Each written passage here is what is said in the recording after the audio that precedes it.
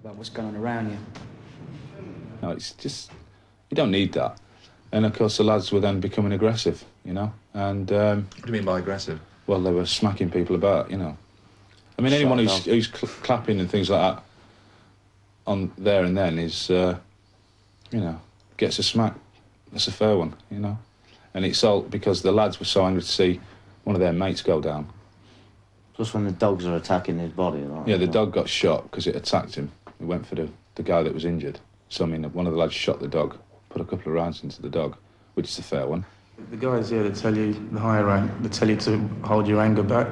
But when you know the guy that's been blown up and that could die at any time, you know, during the week, is in your own platoon, and, you know, some of them best mates around, and guys like that on the streets, the civilians out there, start shouting that 1-0, limping about and holding the eye, there's times when you can't hold it back.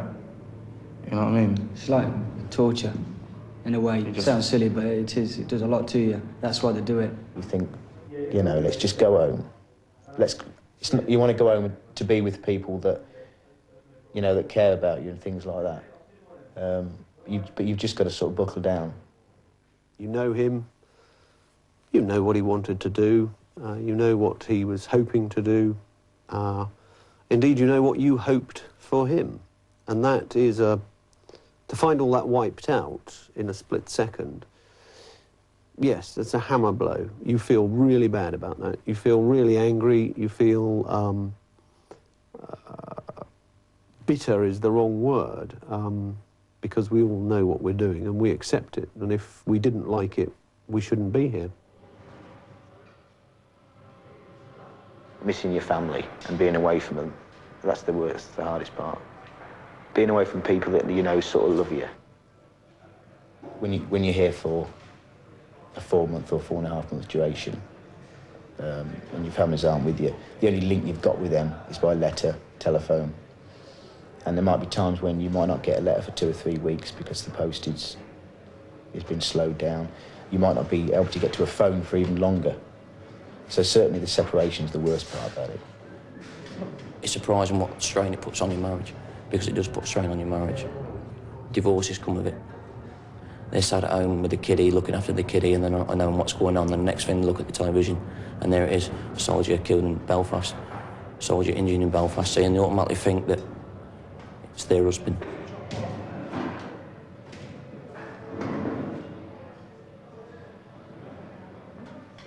In the army, your wife has to be an understanding wife anyway.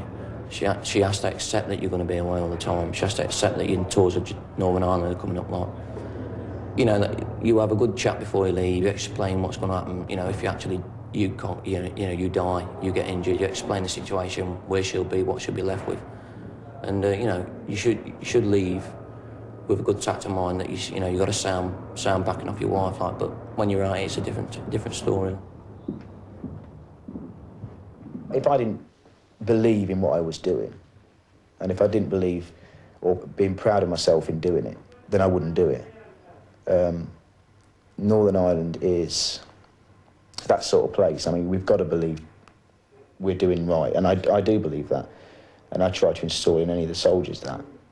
A lot of them probably wouldn't understand it, but because not saying that they're not mindless and they can't think for themselves, but because they're inexperienced, they look on the fact, well, you know, Sarge thinks it's right, it's right. It's part of our job. That's what the British Army was formed for, was to protect the Queen and country.